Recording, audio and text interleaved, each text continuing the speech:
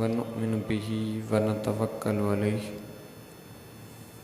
ونعوذ باللہ من شرور انفسنا ومن سیئات اعمالنا من يهده الله فلا مضل له ومن يضلل فلا هادي له ونشهد أن لا إله إلا الله وحده لا شريك له ونشهد أن سيدنا ومولانا وملجانا ومأوانا ونبينا وكريمنا وآلانا وأولانا وحبيبنا وطبيبنا وحبيب رب العالمين محمدا عبده ورسوله والصلاة والسلام على من كان نبيا وآدم بين الماء والدين وعلى آله وأصحابه أجمعين. قال الله تبارك وتعالى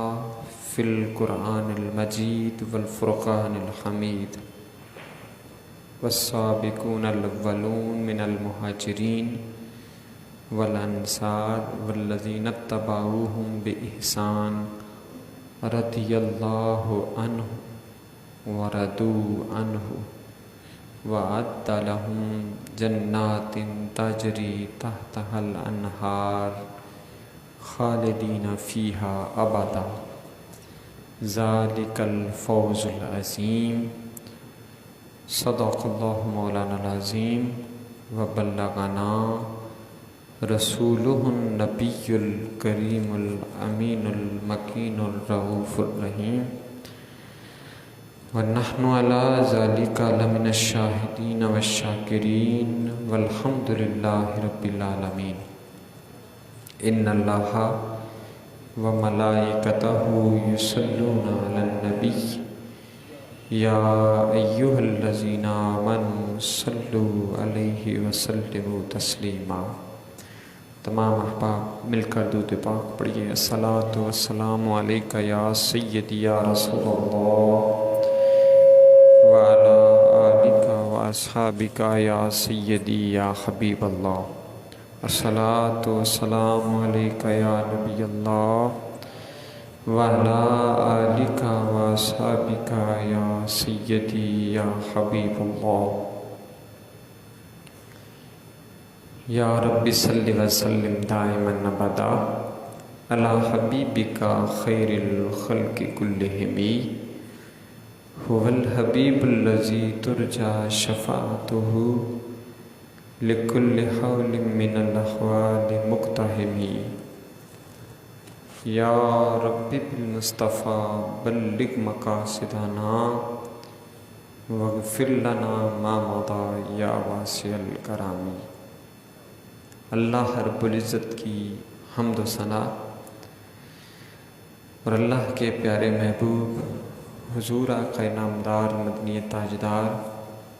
حضور سرور کائنات جان کائنات روح کائنات اور ایمان کے مرکز و محور نبی آخر الزماں احمد مجتبیٰ محمد مصطفیٰ صلی اللہ علیہ وآلہ وسلم پر درود و سلام کا نذرانہ عرض کرنے کے بعد محترم سامعین و حاضرین، رب کائنات نے اپنے پاک کلام میں ارشاد فرمایا والسابقون الاولون، اور سب میں اگلے پہلے من المہاجرین والانصار، مہاجر اور انصار، والذین اتبعوہم بإحسان، اور جو بھلائی کے ساتھ ان کے پیچھے چلتے رہے، پیرو ہوئے، اتباع کرتے رہے. اور رضی اللہ عنہم ورضوا عنہ، اللہ ان سے راضی اور وہ اللہ سے راضی. وَأَعَدَّ لَهُمْ جَنَّاتٍ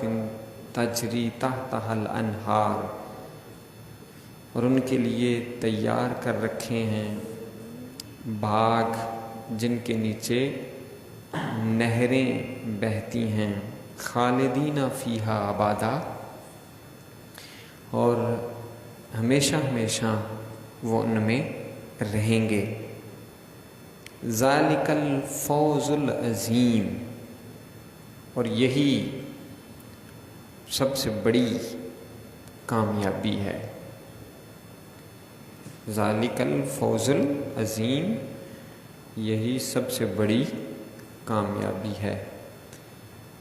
اس آیت مبارکہ کے تناظر میں رسول اللہ صلی اللہ علیہ وآلہ وسلم کے انتہائی پیارے صحابی، خلفائے راشدین میں سے دوسرے خلیفہ سیدنا عمر بن خطاب رضی اللہ تعالیٰ عنہ، حضرت سیدنا عمر فاروق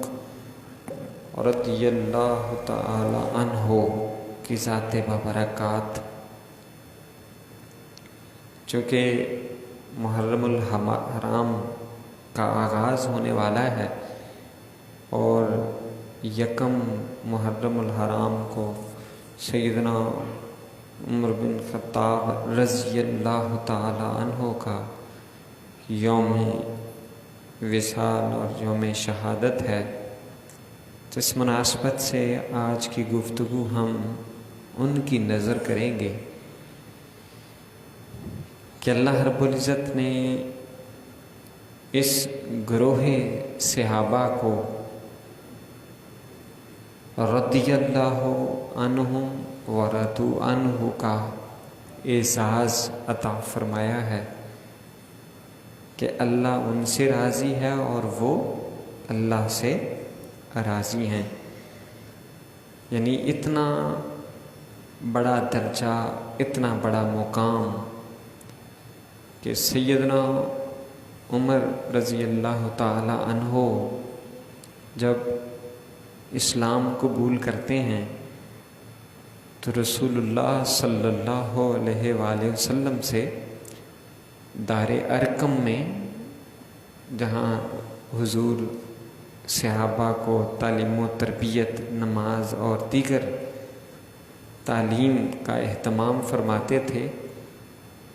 تو اسلام قبول کرنے کے بعد کہنے لگے کہ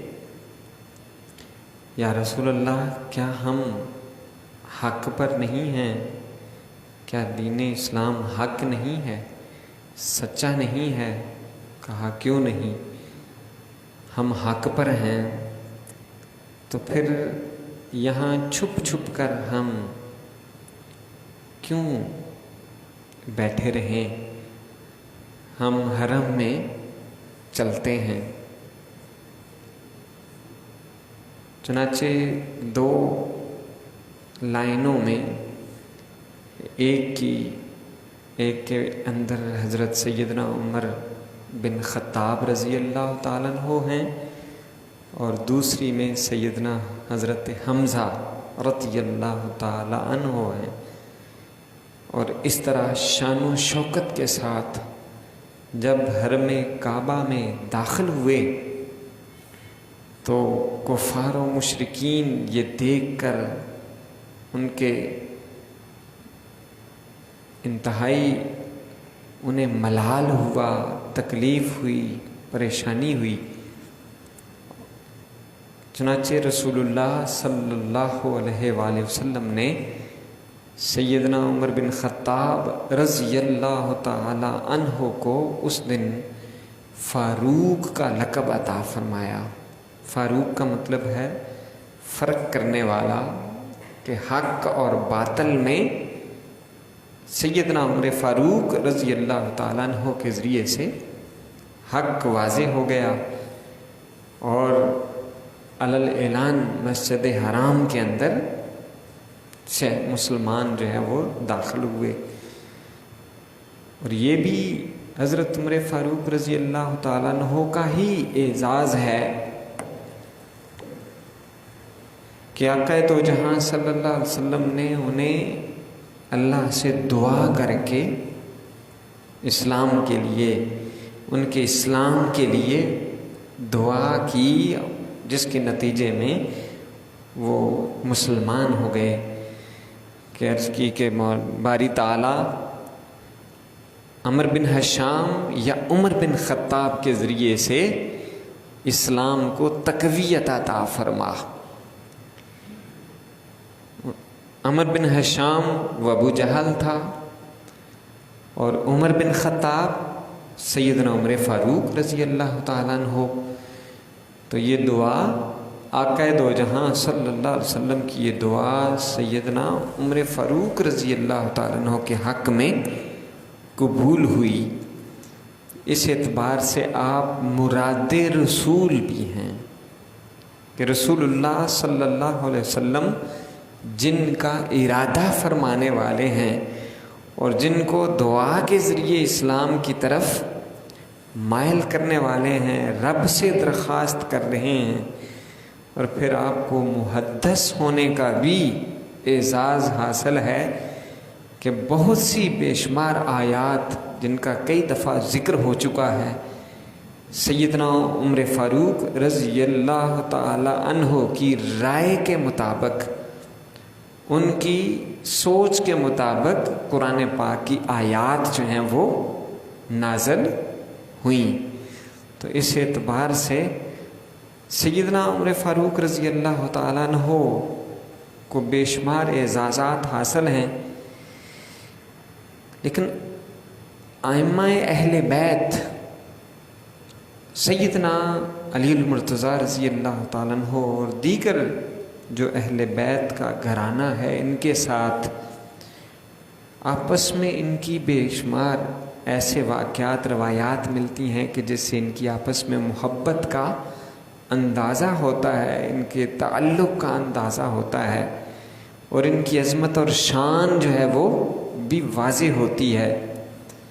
حضرت عمر فاروق رضی اللہ تعالی عنہ کے بارے میں اور سیدنا حضرت ابو بکر صدیق رضی اللہ تعالیٰ عنہ کے بارے میں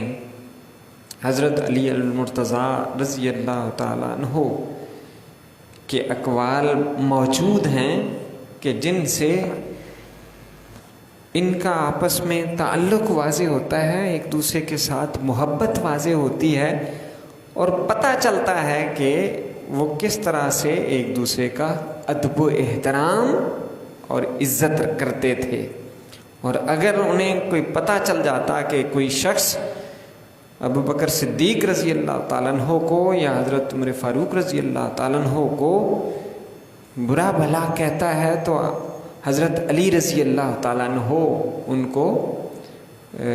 ان کی کلاس لیتے اور ان کو کنڈیم کرتے، ان کی مذمت کرتے، بلکہ یہاں تک کہ بھی آتا ہے کہ سزا کا بھی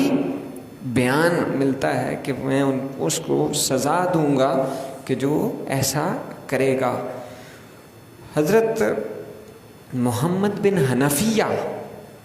حضرت علی المرتضیٰ رضی اللہ تعالیٰ عنہ کے صاحبزادے ہیں، ان سے یہ روایت مروی ہے،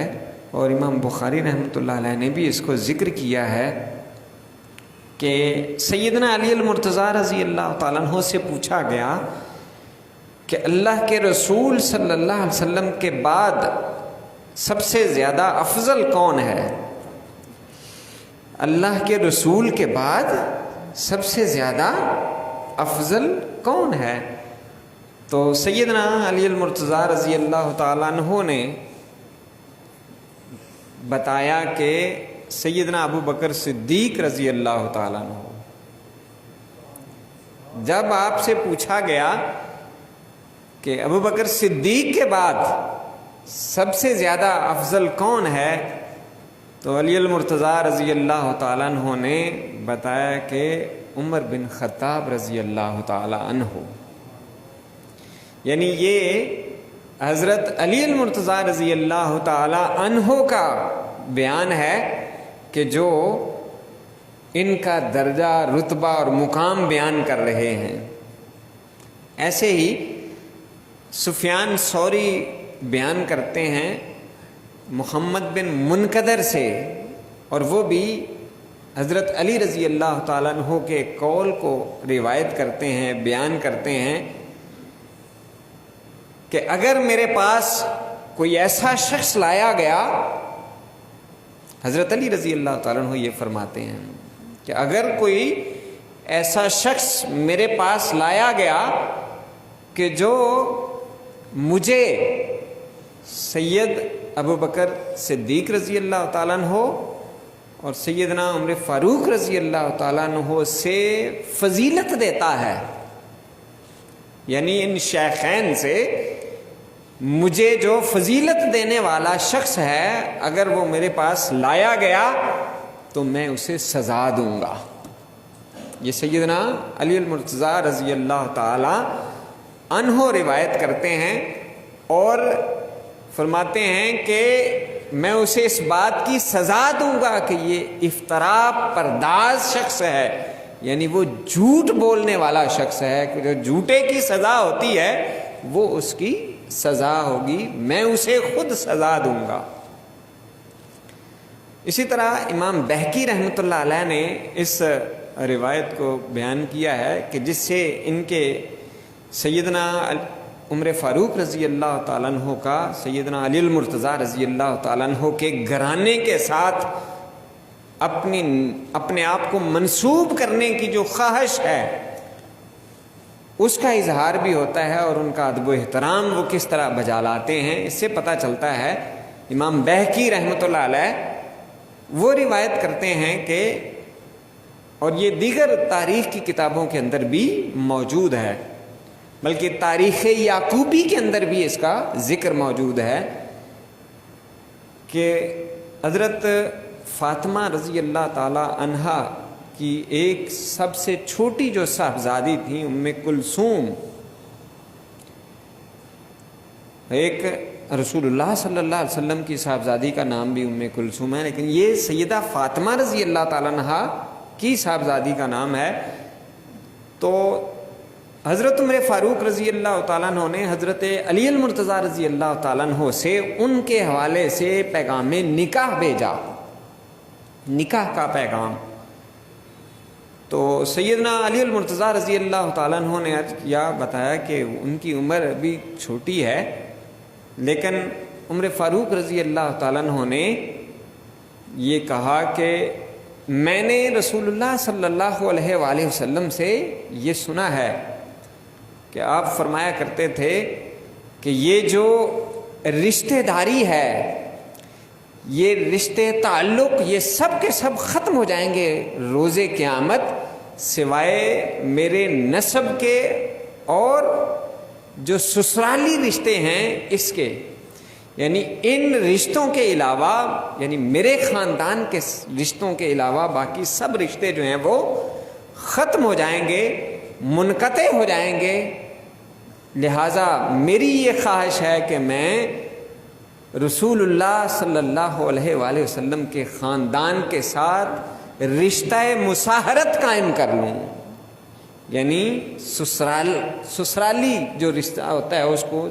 رشتہ مساہرت کہتے ہیں۔ چنانچہ 40,000 درہم کے عوض حق مہر رکھ کر سیدنا عمر فاروق رضی اللہ تعالی عنہ کا نکاح حضرت علی المرتضیٰ رضی اللہ تعالیٰ عنہ کی صاحبزادی ام کلثوم کے ساتھ حضرت عمر فاروق رضی اللہ تعالیٰ عنہ کا یہ نکاح ہوا۔ بہقی، امام بہقی نے اس کو روایت کیا ہے، اور تاریخ یعقوبی، یہ جو یعقوب ہیں احمد بن یعقوب، یہ اہل تشیع کے ایک بہت بڑے تاریخ دان ہیں جنہوں نے اس واقعے کو بیان کیا ہے، کہ جس سے پتہ چلتا ہے کہ سیدنا عمر فاروق رضی اللہ تعالیٰ عنہ خاندان رسول صلی اللہ علیہ وسلم کے ساتھ اور اہل بیت کے ساتھ کس طرح سے والہانہ محبت رکھتے تھے اور اپنا تعلق ان کے ساتھ مضبوط رکھنا چاہتے تھے، یہاں تک کہ حضرت علی المرتضیٰ رضی اللہ تعالیٰ عنہ جب حضرت عمر فاروق رضی اللہ تعالیٰ عنہ پر ابو لؤلؤ فیروز نے حملہ کیا، ابو لؤلؤ جب حملہ آور ہوا اور آپ زخمی ہو گئے، تو اس زخمی حالت کے اندر کہ جس کی وجہ سے بعد میں آپ کو شہادت کا رتبہ مل گیا، آپ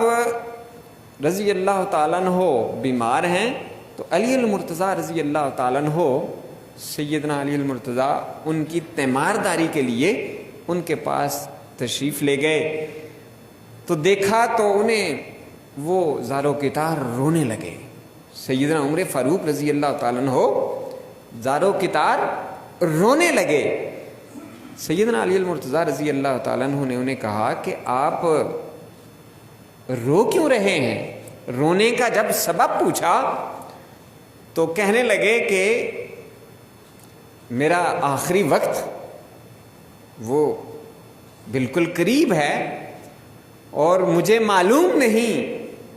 کہ میرا انجام جو ہے یہ جنت کی صورت میں ہوتا ہے یا جہنم کی صورت میں ہوتا ہے، تو اس بے قراری میں ہوں۔ تو سیدنا علی المرتضیٰ رضی اللہ تعالیٰ عنہ نے فرمایا کہ میں نے رسول اللہ صلی اللہ علیہ وآلہ وسلم کو یہ فرماتے ہوئے سنا ہے کہ آپ یعنی سیدنا ابو بکر صدیق اور آپ یہ جنتی لوگوں کے سردار ہوں گے، تو آپ مطلب پریشان کیوں ہو رہے ہیں جب رسول اللہ صلی اللہ علیہ وسلم نے یہ بشارت دی ہے اور میں نے یہ کئی بار رسول اللہ صلی اللہ علیہ وسلم سے سنا ہے۔ یعنی اس طرح سے ان کو تسلی دی۔ لیکن یہاں پر جو قابل غور نقطہ ہے وہ یہ کہ سیدنا عمر فاروق رضی اللہ تعالیٰ عنہ باوجود اس کے مراد رسول ہیں کہ رسول اللہ صلی اللہ علیہ وسلم انہیں دعا کر کے اسلام کو تقویت پہنچانا چاہ رہے ہیں، اور ان کی رائے کے مطابق قرآن نازل ہوتا ہے، اللہ کا کلام اترتا ہے، ان کی عظمت اور شان یہ ہے۔ اور رسول اللہ صلی اللہ علیہ وسلم نے یہ فرمائے کہ ہر امت کا ایک محدث ہوتا ہے، میری امت کا جو محدث ہے تو وہ عمر فاروق رضی اللہ تعالیٰ عنہ ہیں۔ اور لو کان بعدی نبی، اگر میرے بعد کوئی نبی ہوتا، کیونکہ کوئی نبی نہیں ہے، اگر ہوتا تو وہ عمر بن خطاب رضی اللہ تعالیٰ عنہ ہوتے۔ پھر جنہیں اللہ کے نبی صلی اللہ علیہ وسلم فرمائیں کہ دو میرے آسمانوں پر وزیر ہیں اور دو زمین پر وزیر ہیں، اور وہ ابو بکر صدیق اور عمر بن خطاب ہیں، جن کا یہ درجہ اور مقام ہو اور جن کو جنتی ہونے کی بھی بشارت ہو، وہ وصال کے وقت اور وہ شہادت کے رتبے کے اوپر فائز ہو رہا ہو۔ اب یہ ساری چیزیں سامنے رکھتے ہوئے آپ دیکھیے گا اور غور کیجئے گا کہ اتنا بلند درجہ ہو، اتنا بلند مقام ہو، اتنی عظمتیں ہوں، رفعتیں ہوں، اور بہت ساری ایسی چیزیں کہ جو انہوں نے خود شروع کی ہیں۔ انہیں یہ اعزاز حاصل ہے کہ یہ جو ہجری کیلنڈر ہے اس کا آغاز انہوں نے کیا، امیر المومنین کا جو لقب ہے یہ بھی اس کا آغاز انہوں نے کیا، یہ فوج کا جو محکمہ ہے، پولیس کا محکمہ ہے، اس کے جو بنیادیں ہیں وہ بھی انہوں نے رکھی، رفاع عامہ کے بے شمار کام کیے، یہ گلیوں کے اندر گشت کر کے عوام کے بارے میں معلومات حاصل کرنا اور ضرورت مندوں کی ضرورت کو پورا کرنا، یہ بھی انہی کا کارنامہ ہے، انہوں نے ہی اس کا آغاز کیا۔ الغرض بے شمار لمبی فہرست ہے ان کے کاموں کی، ان کے کارناموں کی، کہ سب سے بڑے فاتح کہ جس طرف چلے جائیں۔ بلکہ سیدنا ایک اور روایت کے اندر حضرت عبداللہ بن عباس رضی اللہ تعالیٰ عنہ جب اسی کیفیت کے اندر کہ جب آخری وقت تھا تو ان کے پاس تیمارداری کے لیے موجود تھے، تو ان کی بے چینی اور بے قراری دیکھ کر کہنے لگے کہ آپ اتنے بے چین اور بے قرار کیوں ہیں؟ آپ نے تو صحبت رسول پائی ہے، اللہ کے نبی صلی اللہ علیہ وسلم کے ساتھ آپ کو صحبت ملی اور آپ نے ان کے ساتھ اچھی نبھائی، یہاں تک کہ رسول اللہ صلی اللہ علیہ وسلم اس دنیا سے آپ سے راضی گئے ہیں، خوش گئے ہیں۔ پھر آپ نے حضرت ابوبکر صدیق رضی اللہ تعالیٰ عنہ کی صحبت پائی، ان کی صحبت کے اندر آپ رہے اور وہ بھی اس دنیا سے آپ سے راضی گئے ہیں۔ پھر آپ مومنوں کی صحبت میں رہے اور مومن آج آپ سے راضی ہیں، پھر آپ اتنے زیادہ پریشان کیوں ہیں؟ کیا وجہ ہے؟ سیدنا عمر فاروق رضی اللہ تعالیٰ عنہ کہتے ہیں کہ جو تم بتا رہے ہو یہ اللہ کا فضل ہے، اللہ کا کرم ہے کہ مجھے صحبت رسول ملی ہے، مجھے صحبت ابو بکر صدیق ملی ہے، مجھے مومنوں کے کام کرنے کا موقع ملا ہے، یہ اللہ کا فضل ہے۔ لیکن میرے پاس اگر روئے زمین کے برابر، پوری زمین کے برابر سونا ہوتا تو میں یہ پسند کرتا کہ وہ سارا سونا میں اس چیز کے بدلے میں دے دیتا کہ اللہ رب العزت مجھے عذاب سے محفوظ کر لے۔ عذاب سے بچنے کے لیے میں پوری روئے زمین کے برابر جو سونا ہے وہ دے کر اس سے بچنے کی یہ خواہش رکھتا ہوں۔ یعنی اتنا بڑا درجہ، اتنا بڑا مقام، لیکن آخرت کی اتنی فکر ہے، ہمارے پلے کچھ نہیں ہے۔ ہم کلمہ گو ہیں، زبان سے تو ہم اقرار کرتے ہیں، اپنے عمل سے بھی اظہار کرنے کی کوشش کرتے ہیں، لیکن کمیاں کوتاہیاں موجود ہیں، نمازیں بھی چھوٹ جاتی ہیں، روزے بھی صحیح ان کے حقوق ادا نہیں ہوتے،